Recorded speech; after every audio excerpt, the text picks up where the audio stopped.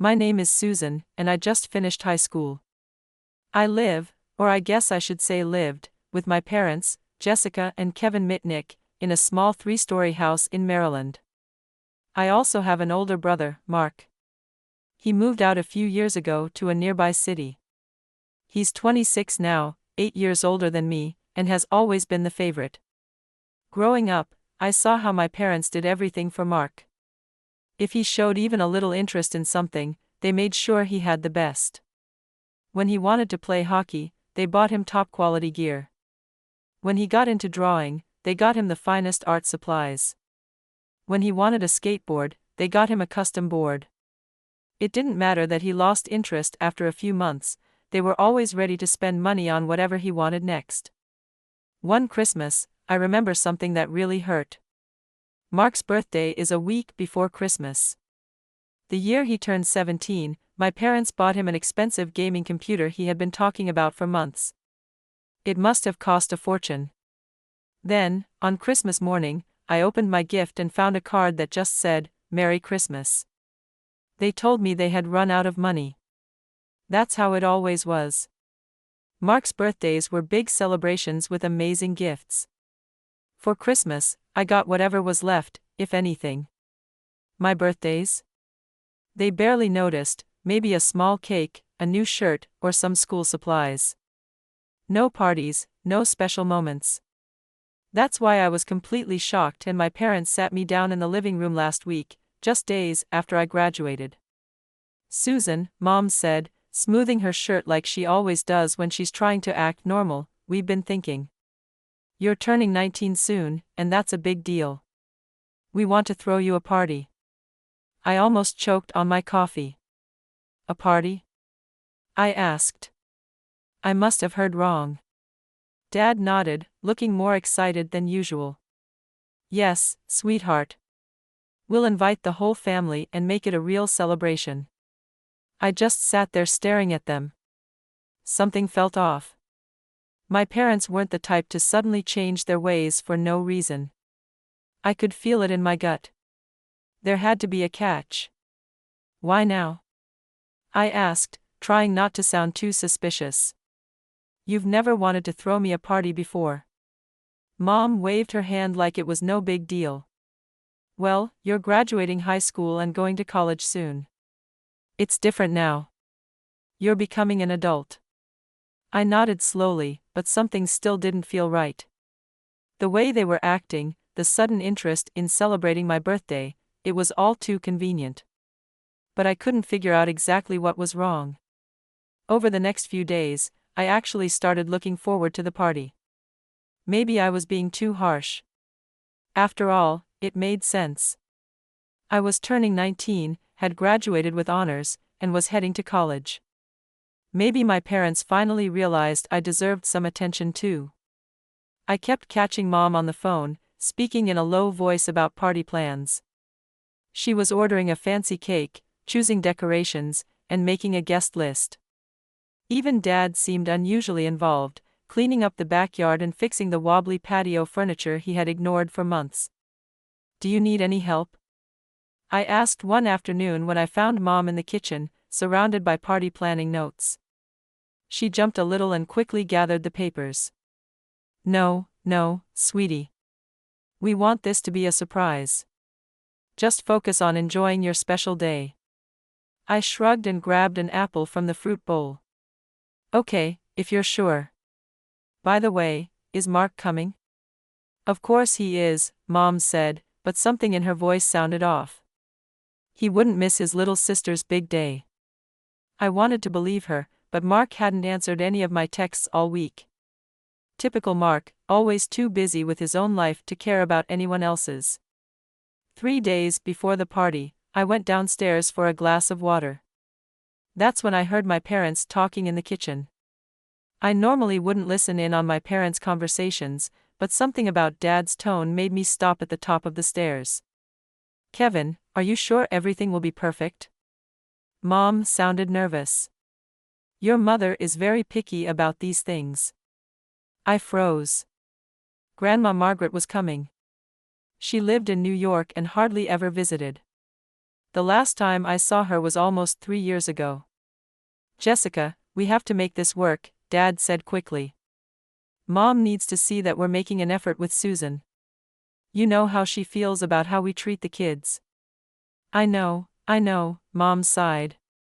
She's always saying we favor Mark, and we really can't afford to upset her right now. That money she gave us last year is the only thing keeping us afloat. If she decides to stop helping us, their voices got lower, but I had already heard enough. Suddenly, everything made sense. The surprise party, the decorations, the excitement, none of it was about me. They weren't celebrating my birthday because they cared. They were doing it to impress Grandma Margaret. I sank down onto the top step, my chest tight with disappointment. Grandma Margaret had always been different from my parents. She never fell for Mark's charm and actually paid attention to me. Every time she visited, she pointed out how unfairly I was treated. And she was rich. She lived in a beautiful old house in New York and had helped my parents with money several times. Now it was clear my parents weren't throwing this party to make up for years of ignoring me. They were putting on a show, pretending to be good parents so Grandma Margaret would keep helping them financially. The morning of my birthday, I woke up to the sound of voices outside. Mom's overly cheerful tone carried through the open window. I peeked outside, and my heart jumped. Grandma Margaret was here, stepping out of her simple Toyota Camry. I quickly threw on some clothes and rushed downstairs, almost crashing into Dad in the hallway. The moment Grandma saw me, her face lit up with a warm smile, something I hadn't seen much of in this house. She opened her arms, and I ran straight into them. "There's my beautiful girl," she said, hugging me tight. She smelled like fresh-baked cookies and that soft lavender soap she always used. She pulled back and looked me over, her eyes sparkling. "A high school graduate already. What's next for you, sweetheart?" We moved into the living room, where Mom had arranged the furniture to look like something out of a home decor magazine. I sat next to Grandma on the sofa while my parents sat nervously on the edge of their seats. "Well," I started, trying to ignore Mom's intense stare. "I actually got accepted into several colleges. 2 of them offered me spots." "That's wonderful," Grandma squeezed my hand. "Tell me about them." "The State University offered me a full scholarship," I said, noticing my parents nodding approvingly. "And then there's Brickworth College." I hesitated. My parents thought this wasn't an option. "It's a really great private school, but tuition is about $30,000 a year." Grandma nodded thoughtfully, a small smile on her lips. She didn't say anything, but something about her expression made me think she was already coming up with a plan. The doorbell rang as guests started arriving. First, Aunt Rebecca and Uncle Timothy, then my cousins, followed by some family friends. Mom rushed around playing the perfect hostess while Dad grilled food in the backyard. But one person was missing, Mark. I tried calling him 4 times, but each time it went straight to voicemail. When I asked Mom about him, she just said he was busy with his auto parts business but would definitely congratulate me later. By mid-afternoon, the party was in full swing. The backyard was filled with the sound of relatives chatting and the smell of grilled food. I tried to enjoy myself, but something felt off. My parents kept hovering around Grandma Margaret, making sure her glass was always full and her plate never empty. They were acting way too eager to please. I had just finished a piece of birthday cake when Grandma suddenly stood up, tapping her fork against her glass. The chatter stopped, and everyone turned to look at her. "I'd like to say something," she announced, her voice strong and clear. "Today, we're celebrating not just Susan's 19th birthday, but also her acceptance into college." She smiled warmly at me. "Susan, honey, I've watched you grow into an incredible young woman. Unlike some people." She paused for a second. "You've always worked hard and never taken anything for granted." My parents shifted uncomfortably in their seats. I saw Mom nervously tearing apart a paper napkin. "When you told me about your acceptance to Brickworth College," Grandma continued, "I could see how much you wanted to go, even though you thought it was out of reach." She reached into her purse and pulled out an envelope. "That's why I've decided to give you a special gift." She walked over and handed me the envelope. My hands were shaking as I opened it. Inside was a check. When I saw the amount, I thought my eyes were playing tricks on me. I blinked and looked again, $150,000. Grandma smiled at the shocked crowd. "Enough to cover your tuition at Brickworth College." For a moment, everything was silent, then chaos. Aunt Rebecca let out a gasp so loud it could have sucked the air out of the yard. Uncle Timothy started clapping, and soon everyone joined in. My cousins were cheering and shouting. I just sat there, staring at the check, tears running down my face. This wasn't just money. This was freedom. A chance to go to my dream school without drowning in debt. "Grandma," I choked out, standing up to hug her. "I can't believe this. Thank you so much." Out of the corner of my eye, I saw my parents. They weren't clapping. Mom looked pale, and Dad looked like he had been hit by a truck. They were whispering to each other, glancing at the check in my hands. I spent the rest of the evening with Grandma. She told me stories about her college days and gave me advice about living on campus. For the first time, someone in my family was actually excited about my future.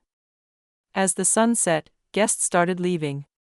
The yard was covered with empty plates and half-finished drinks. Grandma decided to spend the night, saying she was too tired to drive home. I helped her get settled in the guest room, happy to have a little more time with her. The next morning, after breakfast, Grandma hugged me tightly and promised to call soon to help me plan for college. I watched her car disappear down the street, still barely believing what had happened. That evening, Mark finally showed up. He walked in without knocking, looking like he'd been sucking on lemons. His expensive designer clothes were wrinkled, and there were dark circles under his eyes. "Happy birthday, sis," he mumbled, avoiding my eyes. No hug, no card, not even a small gift. He went straight to the kitchen where our parents were, leaving me standing alone in the hallway. Dinner that night was so tense you could cut the air with a knife. Mark sat across from me, slouched in his chair, scrolling through his phone. Dad cleared his throat a few times before finally speaking. "Susan, honey, we need to have a serious family discussion," he said, setting down his fork. He glanced at Mark. "Your brother has been going through a rough time.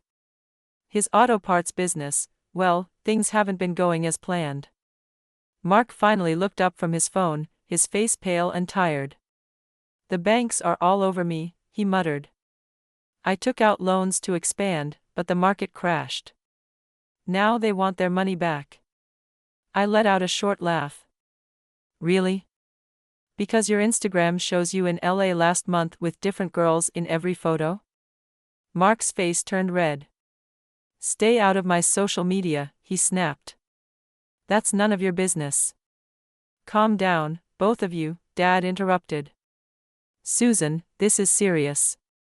Your brother could lose everything." I pushed my plate away, my appetite gone. "What does this have to do with me?"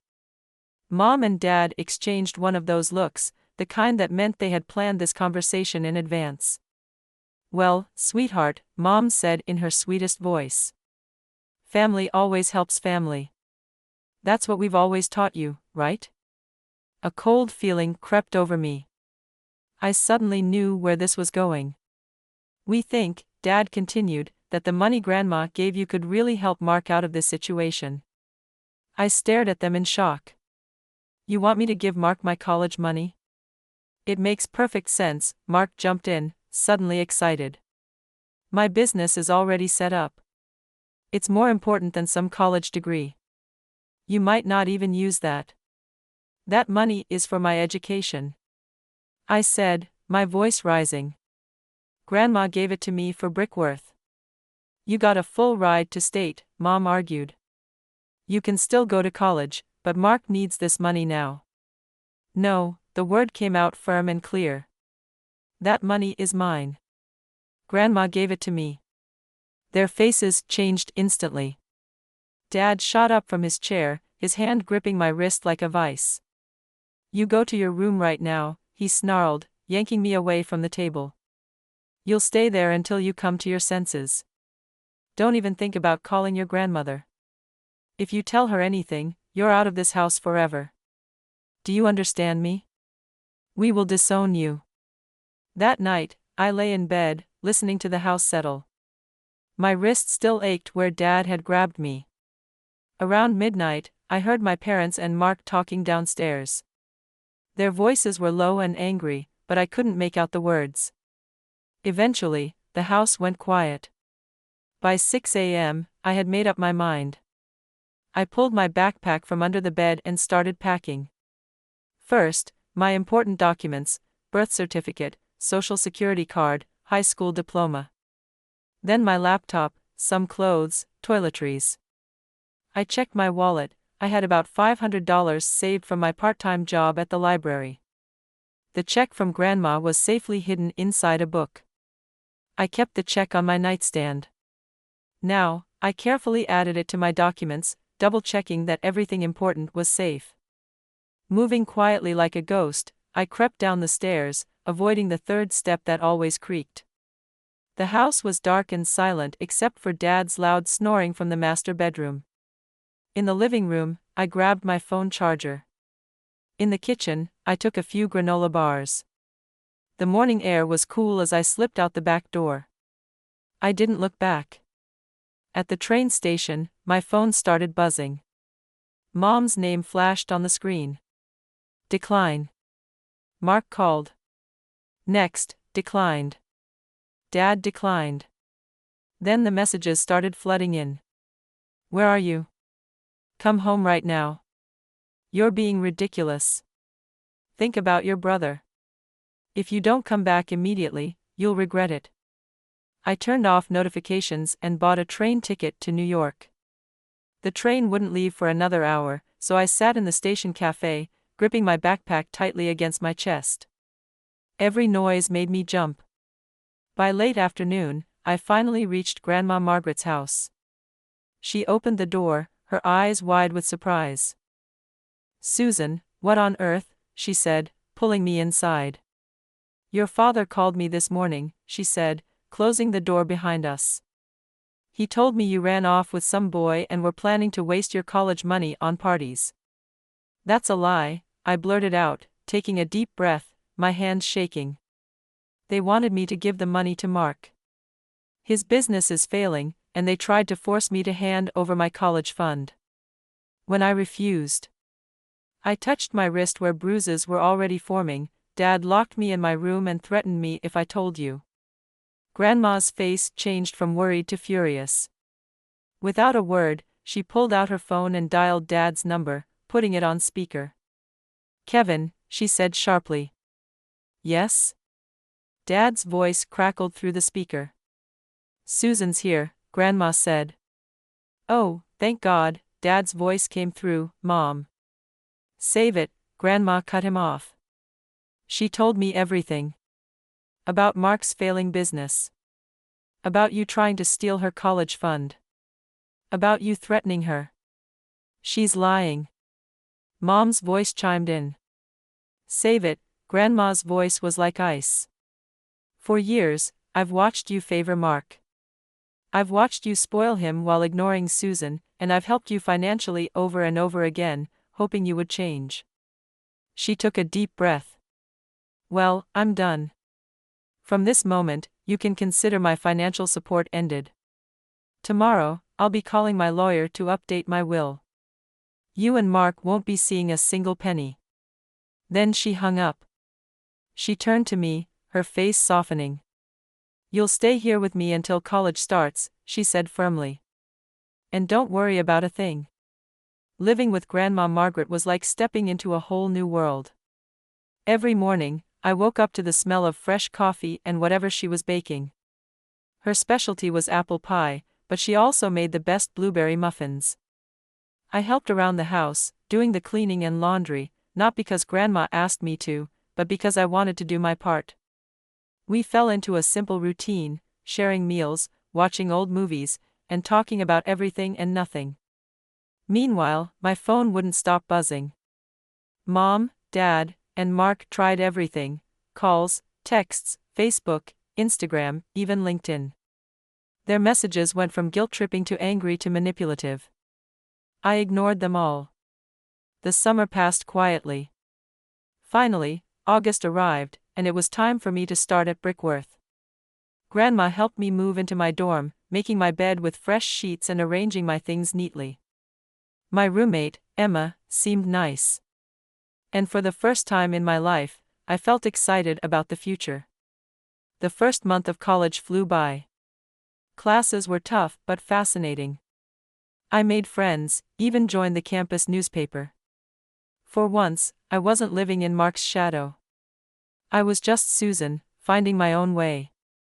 Then, one Friday, my resident advisor knocked on my door. "Susan, your parents are here. They're waiting at the campus coffee shop." My stomach dropped. I knew this was going to happen eventually. I found them sitting at a corner table. They looked different, tired, deflated. "Susan," Mom said, reaching for my hand. I kept mine firmly in my lap. "You look good. What do you want?" I asked, getting straight to the point. Dad shifted uncomfortably. We wanted to apologize," he said. "We were wrong to try and take your college money. We were wrong to threaten you. We were wrong about a lot of things." I stayed quiet, waiting. There was always more with them. Dad cleared his throat. "We were hoping maybe you could talk to your grandmother about her will. We're not asking for your money anymore, but—" "No," I said simply. "If you want to fix things with Grandma, talk to her yourselves. I'm not getting involved." They exchanged frustrated looks. "Susan, be reasonable," Dad started. "I am being reasonable," I said. "For the first time in my life, I'm putting myself first. If you want to fix things with Grandma, that's between you and her." Mom's face hardened. "So that's it? You won't help your family at all?" I stood up, gathering my things. "You know what's funny?" I said. "When you wanted my money, it was, family helps family. But you never helped me, ever. It only goes one way with you, doesn't it?" I got a call from Aunt Rebecca. At first, I almost didn't answer. She had always been more on Mom's side, but something made me pick up. "Susan, are you sitting down?" she asked in a hushed voice, like she was about to share a huge secret. "I thought you should know what's happening back home. Mark's business, it's completely failed. He owes the banks hundreds of thousands. He's moved back in with your parents." I let that sink in. Mark. The same Mark who had always looked down on my college plans. He was back in his childhood bedroom. "And your parents," Aunt Rebecca continued, "they're using their retirement savings to help him. They're even talking about taking out a second mortgage on the house." Later that week, Grandma called. "I had some visitors today," she said, sounding tired. "Your parents showed up at my doorstep, begging me to help with Mark. They said they were going to lose everything." She paused. I told them no. I said they needed to deal with this themselves for once. "How did they take it?" I asked. "As well as you'd expect," she sighed. "Your mother cried, your father got angry, but I stood my ground. I told them this was the result of years of spoiling Mark while ignoring you." As the semester went on, more news trickled in through family members. Dad had taken a second job. Mom was selling her jewelry. And Mark, somehow, still had the nerve to buy a new iPhone while living at home rent-free. During fall break, I stayed with Grandma. We baked pies together, and she helped me with my research for a term paper. She had even set up a proper guest room for me, complete with a desk and everything I needed for studying. One evening, she brought up my midterm grades. "Your grades came in," she said with a proud smile. "Straight A's. I'm so proud of you." "Thanks, Grandma." I hesitated before asking. "Do you ever regret cutting them off?" She put down her knitting and looked at me seriously. Not for a second. Then she added, sometimes the kindest thing you can do for people is let them face the consequences of their actions. She was right, of course. Sometimes I felt a little guilty when I heard about my family's financial struggles. But then I remembered all the years of favoritism. All the Christmases where I got a card while Mark got expensive gifts. All the times they ignored my achievements but celebrated Mark's smallest successes.